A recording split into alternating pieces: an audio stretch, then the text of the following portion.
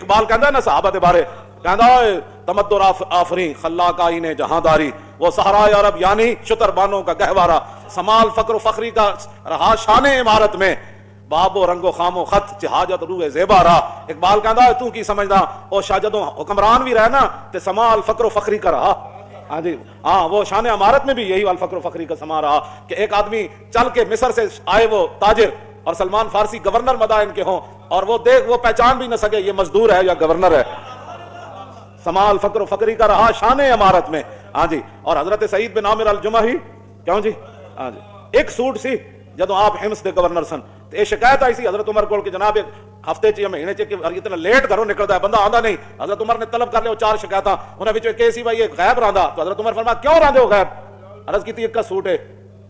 تے دھونا ہوندا تے میں اپنی بیوی دی چادر بن کے بیٹھا رہندا تے جدوں تک دھو کے سکدا نہیں سعید بن عامر الجمحی گھروں باہر نہیں آندا۔ بعد وچ حضرت عمر کہندے ہوندے سن یا اللہ ایک سعید بن عامر الجمحی جے اور گورنر دے دے، سمال فقر و فخری کا رہا شان عمارت میں، ہاں جی۔ تو انہاں صحابہ دے بارے کوئی چوڑا چمار گل کرے جڑے ایک مطلب ہے سوٹ نال گورنری کر کے آ جان، اور شام تو چل کے میں حمص جدوں داخل ہویا سی میں ملک شام گیا تے میں اپنی سیٹوں تو کھڑا ہو گیا سی، بس وچ بیٹھا سی تے میں سیٹوں تو کھڑا ہو گیا سی، میں کہا او شہر ہے جے سعید بن عامر الجمحی گورنر ہے، اور گورنر بھی کیوں جا رہا ہے حمص سے تو چل کے تے این سوٹی نال اپنا سامان ٹنگیا ہویا سی، این کر کے سوٹی سماعت این موڈے تے رکھی، حضرت عمر مسجد وچ بیٹھے سن تے این کر کے ویکھن لگے، فرمایا میری اکھ دھوکا کھا رہی یا حمص دا گورنر سعید بن عامر الجمحی آ رہا؟ انہوں نے کہا نہیں جی یہ تے اور ہی ہیں۔ جب اندر آئے تو فرمایا کیویں آئے ہو؟ فرمایا جی پیدل چل کے آیا ہوں ملک شام تو، گورنر پیدل چل کے۔ اتنے تک سپاہی بھی ملک نو لٹ کے تے کہڑے کہڑے ٹاؤناں وچ جا کے گھر بنا لے، تھانے جناب کیا بیریا ٹاؤن وچ گھر بنائے، آؤ اسی تانوں دسیے احتساب کیویں کرنا ہے، تانوں اس واسطے اسلام وارج کوئی نہیں، کسی نو بھی وارج کوئی نہیں، کیوں جی؟ حضرت عمر نے معاذ بن جبل نو بھیجا نا گورنر بنا کے تے انہاں دے گھوڑے دا جڑا لگام سی نا اودی رسی مونج دی سی، تے جدوں واپس آئے نا تے حضرت عمر رستے چھپ کے بہ گئے سن، تے جدوں حضرت عمر جھاڑی نہ چھپے بیٹھے سن تے حضرت معاذ بن جبل جدوں گھوڑے تے گزرے نا تے ویکھیا تے اوہی مونج دی رسی جڑی ایتھوں پا کے گئے سن۔ حضرت عمر چیخ مار دیتی، انہوں نے کہا یا اللہ تیرے شکر ہے تو ایسے جڑے مینوں گورنر دیتے جنہاں اپنے گھوڑے دی رسی بھی نہ بدلی۔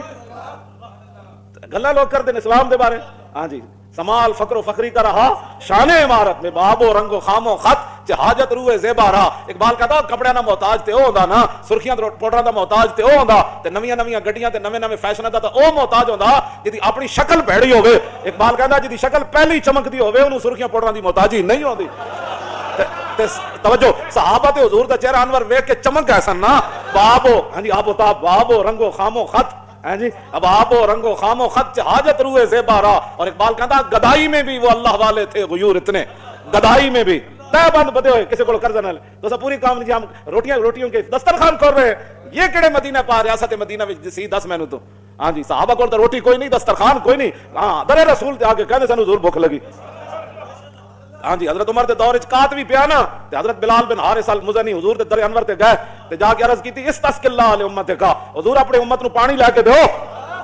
تے رسول اللہ انہاں دی خواب وچ آ گئے، کیوں حضرت عمر دی خواب وچ آندے تے گل تو انہاں کیتی نا، حضرت بلال بن حارث المزنی جا کے ستے حضور خواب وچ آ گئے، فرمایا بارش ہو جائے گی لیکن عمر نو جا کے کہہ دینا الکیسو الکیسو الکیسو، عمر کو کہہ دینا دانائی اختیار کرے، دانائی اختیار کرے، دانائی اختیار کرے۔ اور ہم بات کرتے ہیں آپ حکومت کے خلاف باتیں کرتے اور میں کیا اور تو کیڑیاں حکومتاں دیاں گلاں کرنا جنہاں دی زبان تے حق بولدا ہوے،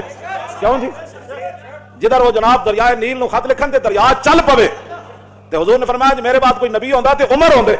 سمجھ آئی؟ اتنیاں شاناں دے مالک ممبر تے گل کرن، ممبر تے تے بندہ اٹھ کے کہے جی تہاڈی گل نہیں سننی ہے، دسو کرتا کتھوں بنیا؟ تے حضرت عمر یہ نہیں فرمایا ان کو گرفتار کر لو، یہ کیسی باتیں کرتے؟ اس کے خلاف دہشت گردی کا مقدمہ بنا دو، کیوں کہ یہ امیر المومنین عمر بن خطاب کے بارے میں بات کر رہا ہے۔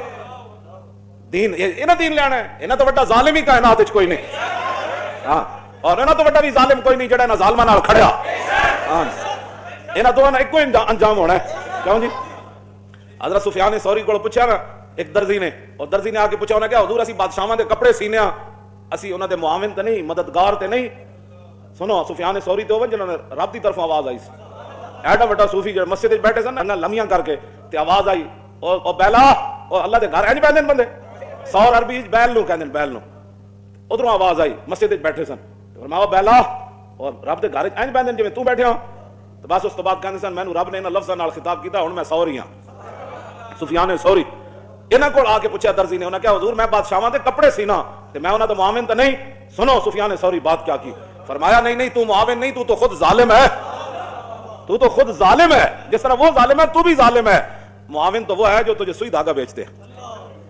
انہاں سارے ظالمان نال کھڑے ہو کے انہاں دے قوانین چلانا، پھر کہنا جی میں بھی عاشق رسول ہوں۔